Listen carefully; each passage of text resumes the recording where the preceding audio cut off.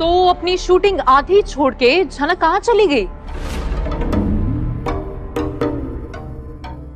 अरे अर्शी, किसी नए मुर्गे को फंसा लिया होगा उसने। और वो लड़की कुछ भी कर सकती है, ये झनक है ना। याद है ना आप सबको, उससे पहले अनी चाहिए था और अनी तो यहीं पर था, लेकिन फिर भी मुंबई जाने के बाद मिस्टर आदित्य कपूर के साथ लिव इन में रहना शुरू कर दिया था मैडम ने। हाँ,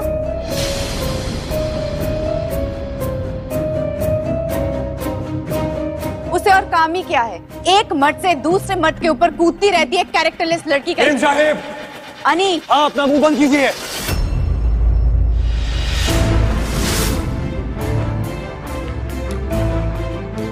किसी की बेइज्जती करने से पहले खुद को इज्जत करना सीखिए आप।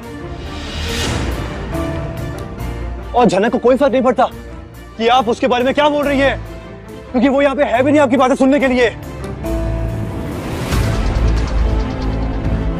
लेकिन हम लोग जो ये बातें सुन रहे हैं, जो जानते हैं उसे कि झनक कैसी लड़की है, आप जरा अपने बारे में सोचिए।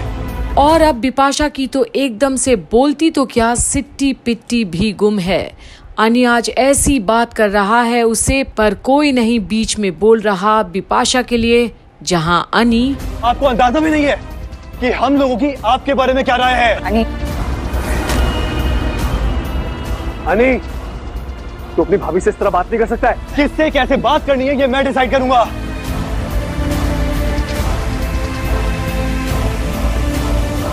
आपको क्या लगता है आप लोग झनक के बारे में कुछ भी बोल सकते हैं? तुम इतना ऑफेंड क्यों हो रहे हो? क्योंकि मैं झनक से प्यार करता हूं।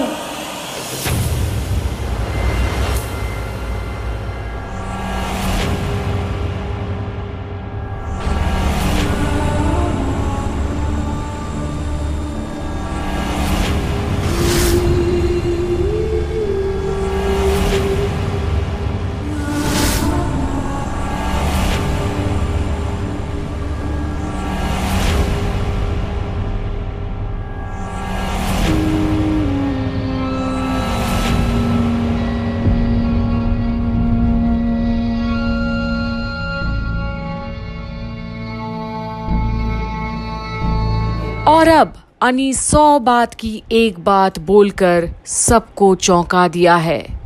निशब्द रह गया पूरा परिवार। क्या अनी इतनी बड़ी बात सबके सामने बोलती है, तुम्हें जरा सी भी हिचकिचाहट नहीं हुई? सच बोलने में हिचकिचाहट क्यों होगी?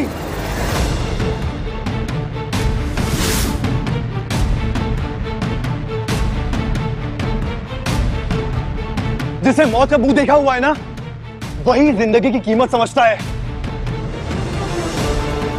उससे डरता नहीं है, वो उसका सामना करता है।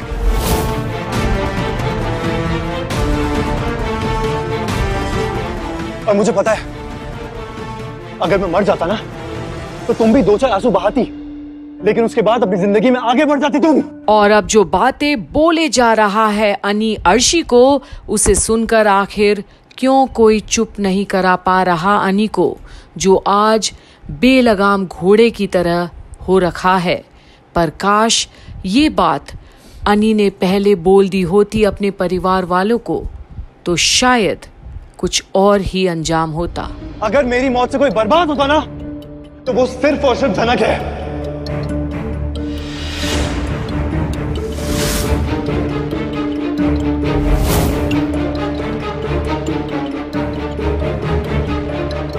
मतलब तुम्हारे माँ बाबा तुम्हारे लिए कुछ भी नहीं है ना? नहीं मां, मैं ऐसा कुछ नहीं बोल रहा।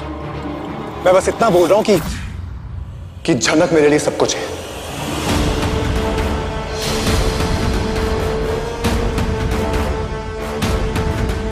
सब कुछ? हनी, बहस करके कोई फायदा नहीं। जिस बात के लिए आए उसी पर फोकस करते हैं। अनिरुद्ध, झनक मिल नहीं रही तो इस तरह तुम हमारी बेइज्जती नहीं कर सकते। झनक अपने काम से गायब हो गई है, हमें कैसे पता होगा कि वो कहाँ गई है? एक बात याद रखना, वो तो मेरी बेटी है, इसलिए इतना सब होने के बाद भी तुम्हारे साथ इस घर में रह रही है। जिसे आप लोग मेरी बीवी मानते हैं ना, वो मुझे छोड़ के दुबई चली गई थी। सिर्फ झनक ने मेरा ख्याल रखा था। आज तक जो अर्शी नहीं कर पाई वो जनक ने किया। पर आज कुछ भी हो जाए, पर अनी अब सृष्टि को बिना सुनाए तो नहीं रहने वाला। बिपाशा ने जो तांडव शुरू किया है घर पर, उसका भुगतान तो करना पड़ेगा हर किसी को। और अब चाहे कुछ भी हो जाए, पर अनी सुनाए बगैर तो नहीं रहने वाला। ये सारे काम किसी और से करवाती, लेकिन जनक ने वो सारे काम खुद किए थे। This is the difference. आज अगर मैं जिंदा खड़ा हूं ना आप लोगों के सामने, 2 दिन में ठीक हो गया हूं, तो वो सिर्फ और सिर्फ जनक की वजह से। अभी तुम ठीक नहीं हुए हो अनिरुद्ध। डॉक्टर ने तुम्हें घर से बाहर निकलने के लिए मना किया था और तुम पुलिस स्टेशन चले गए। आप लोगों को इतनी बात समझ में नहीं आ रही कि जब बात झनक पे आती है तो ये किसी की नहीं सुनता। छोटा, तुम ही ने मेरे बेटे का दिमाग खराब किया है और बढ़ावा दो इसकी बातों को। जी छोटा, शेम ऑन यू। आपने जिंदगी में एक काम ढंग से नहीं किया। अरे आपको बस 2-4 रुपए क्या दे देता है, आप तो उसका गुणगान गाने लगते हो। हाँ?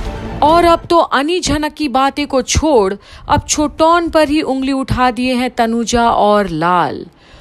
और तो और पैसे को भी बीच में ले ही आए। और अब तो छोटौन क्या बोले, इनकी तरह उसे चिल्ला चिल्ला कर अपनी सफाई देनी ही नहीं आती।